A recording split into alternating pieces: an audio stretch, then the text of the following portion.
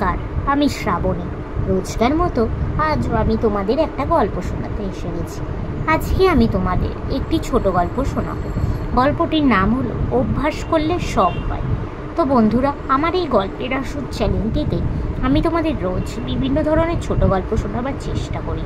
আমি যেহেতু একজন শারীরিক প্রতিবন্ধী, নিজের প্রতিবন্ধকতাকে দূরে সরিয়ে নিজের একটা পরিচয় তৈরি করার লক্ষ্যেই তোমাদের এই গল্প শোনানোর কাজটা শুরু করেছি। এই কাজে আমার সফল হতে গেলে তোমাদের সাপোর্ট খুবই দরকার। তাই আমি তোমাদের রিকোয়েস্ট করছি, তোমরা প্লিজ আমার বলা গল্পটা স্কিপ না করে পুরোটা শোনো। আমার চ্যানেলটা সাবস্ক্রাইব করো, লাইক করো, কমেন্ট করো ও শেয়ার করে দাও। আর এখনও অবধি যারা যারা আমার চ্যানেলটা সাবস্ক্রাইব করেছো তাদেরকে অনেক অনেক ধন্যবাদ জানিয়ে আমার আজকের গল্পটা শুরু করলাম।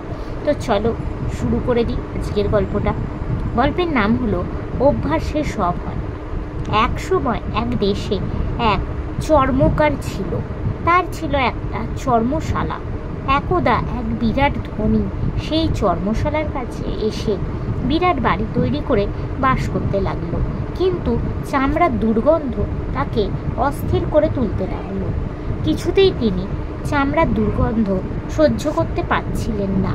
তখন বাধ্য হয়ে তিনি একদিন চর্মকারকে ডেকে বললেন, ওহে, তোমার এই চর্মশালাটাকে এখান থেকে উঠিয়ে নিয়ে যেতে হবে। তোমার চর্মশালার গন্ধে আমি টিকতে পারছি না।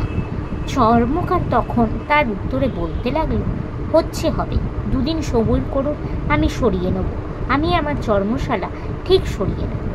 কিছুদিন এমনি চলবার পর আর তাদের এ নিয়ে কোনো কথাবার্তা বলতে শোনা যায়নি।